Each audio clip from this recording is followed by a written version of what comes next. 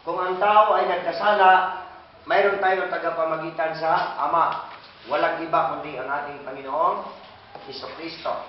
Sa talatang 3 po, ang sinabi po dyan, kung siya'y nagsasabi na nakikilala niya ang Ama o nakikilala niya si Kristo, ngunit hindi siya tumutupad sa kautusan, ano po ang nakalagay dyan?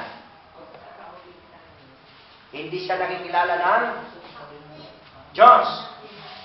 Meaning, ang nakikilala po ng Diyos, yun pong tumutupad ng kanyang kautusan. Kung hindi ka tumupad sa kautusan ng Diyos, hindi ka nakikilala ng Diyos. Kasi yun po ang sinabi ni Apostol Juan. So meaning, para makikilala tayo ng lubusan ng Diyos, at lubusan natin makikilala ang Diyos, kailangan natin sumunod sa kautusan. Kaya huwag po kayong maniniwala na mayroon hong nagtuturo na wala na ang kautusan. Ang lahat ng kautusan, wala na kasi sa panahon lang daw yan ni Moses. No! Ang kautusan po, umiiral po yan sa tao habang siya ay nabubuhay. Kung patay na ang tao, meaning wala nang kautusan sa kanya.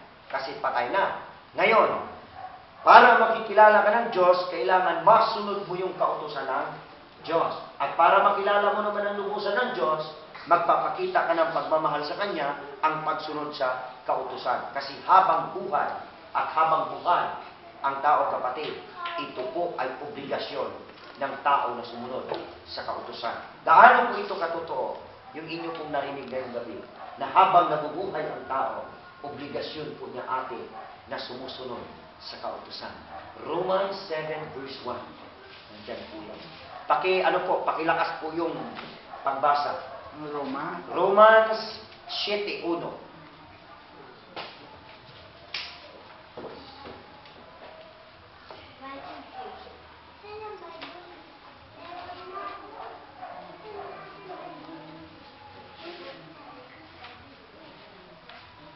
Napakaliwanag po sa talatang iyan na ang kautusan po ay hindi pwedeng baliwalain ng tao.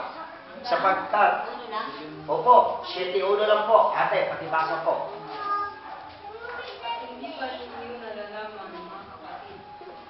Ako'y nagsasalita sa mga nakakaalam ng kautusan. Na ang kautusan ay bihira lamang sa tao habang siya ay nabubuhay pa. Amen. Biro mo yan. Kapag nagtuturo ka na wala ng kautusan, ibig sabihin, patay ka na yan. 7:1. Roma. So, ibig sabihin po, mga kapatid, habang buhay ang tao, kailangan ay nanatili sa kanya ang kautusan ng Diyos. Napaka-importante nito, Ate Del, alam niyo po, ang ating pinag-aralan. Brother Tony, doon tapos kayo. Kaya habang buhay tayo, nandito tayo ngayon, kailangan ang kautusan ay umiiral sa atin. Bakit po napaka-importante ng kautusan, mga kapatid? Bakit ganun na lang ang pagdidiin ni San Pablo? Kasi ate, importante ito, yung pag-aaral natin. Kasi ang kautusan po ay banal. Wala mo kayong ibang makikita sa Biblia na banal, kundi ang kautusan lamang ng Diyos. Kung ito ay magiging buhay mo, ito ay nagagawa mo araw-araw, habang nabubuhay ka, ang tawag sa iyo ay banal. Kasi ang kautusan po ay banal. 7:12 po. 7:12 ng Roma. Nandyan po yan. Sa 12 lang.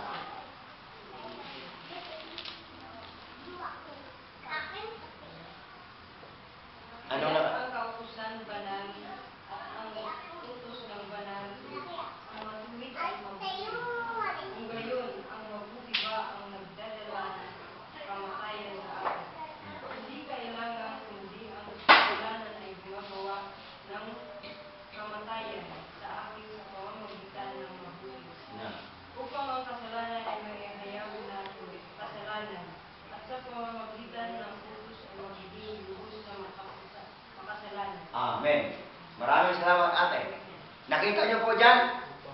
7:12 po ng Roma, ang kautusan po ay banal at matuwid. Ha?